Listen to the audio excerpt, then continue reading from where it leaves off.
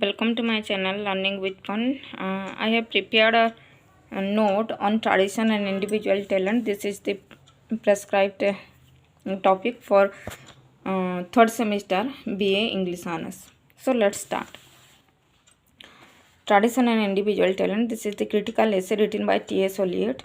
Thomas Stearns Eliot is one of the most influential figures in the literary criticism during the 20th century. Because of his dual characteristics as poet and critic, he is compared with Sir Philip Sidney and S.T. Coleridge. Considered one of the 20th century's major poets, he is a central figure in English language, modernist poetry. He is best known as a leader of the modernist movement in poetry, and he is also renowned for his works like The Westland and Four Quartets. The Tradition and Individual Talent is a very famous critical work of Eliot. It was first published in the literary magazine The Egoist in 1919, and later it was published in The Sacred Wood in 1920. This present essay, Tradition and Individual Talent, is an attack on certain views on Romanticism. In his essay, Eliot shows how a poet and his poetry is related with tradition. The essay, Tradition and Individual Talent, is divided into three parts. This is three parts. The concept of tradition, theory of impersonal poetry, conclusion. So I have given a diagram here to understand better. So tradition and individual talent, it has the three category, and each category have some sub-theme. Like that, your concept of tradition, you can get importance, value, function, which to acquire it, poet's duty to acquire it.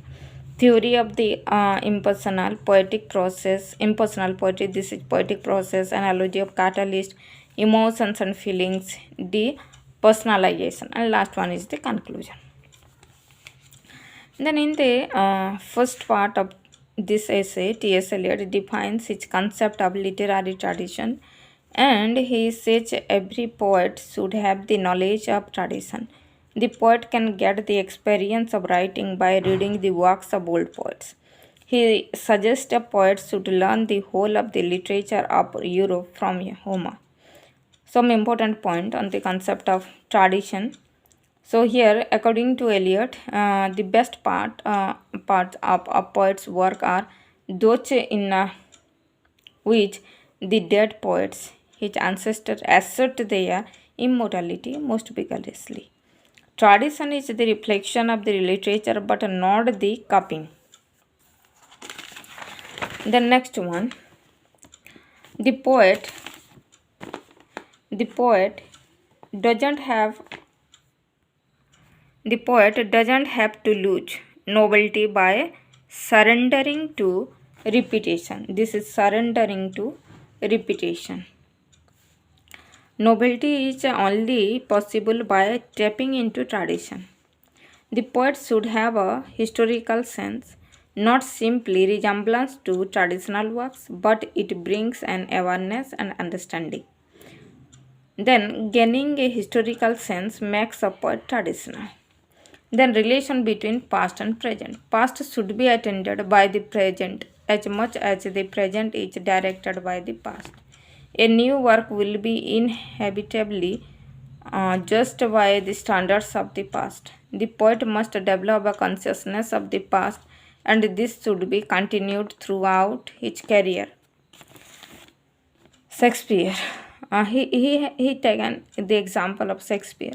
Shakespeare may have been traditional when he adopted the revenge theme for Hamlet from Thomas Kyd's Spanish tragedy, but Shakespeare was not completely imitating. He used his individual talent and also remained impersonal. Theory of impersonal poetry. The second part of this essay deals with the theory of impersonal poetry. According to T.S. Eliot, poetry should be impersonal. If a poet writes a poem expressing these personal feelings and emotions, then he cannot be called a good poet. He criticizes William Wordsworth and other romantic poets. He says that a poet must not show his emotion in his poetry.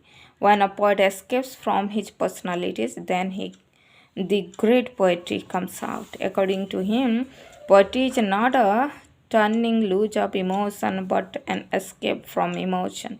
It is not an expression of personality but an escape from personality.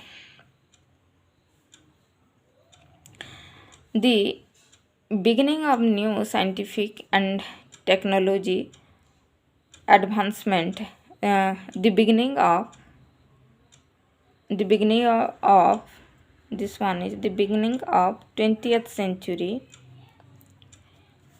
with the new scientific and technology advancement, and uh, and Eliot was much influenced by the recent development of science. To illustrate the theory of impersonal poetry, he adopts scientific approach. He compares writing poetry to chemical process. So I have given an analogy here, analogy of catalyst. So sulfur dioxide plus oxygen, and the catalyst is platinum, and the new product sulfurous acid. So this combination takes place only if platinum is present. Newly formed acid contains no trace of platinum. Platinum remains unaffected, natural, unchanged. Here, catalyst refers to poet's mind, and elements are feelings of the poet. Likewise, the poet's personal feelings should not be in their works. So now the third part is your conclusion. In the conclusion, Eliot concludes this essay by making his judgment about the process of poetic creation. He means to say that every individual who works hard to improve himself is known individual talent. Today, the human society is highly cultured. It is partially because of tradition and partially because of individual talent. He means to say criticism should be based on human culture and human talent. That is why tradition and individual talent is the best literary essay of T.S. Eliot. So this is your the notes on tradition and individual talent. I think it will helpful for your notes. Thank you. Like, subscribe, and share my channel with your friends so that everyone can get this note. Thank you.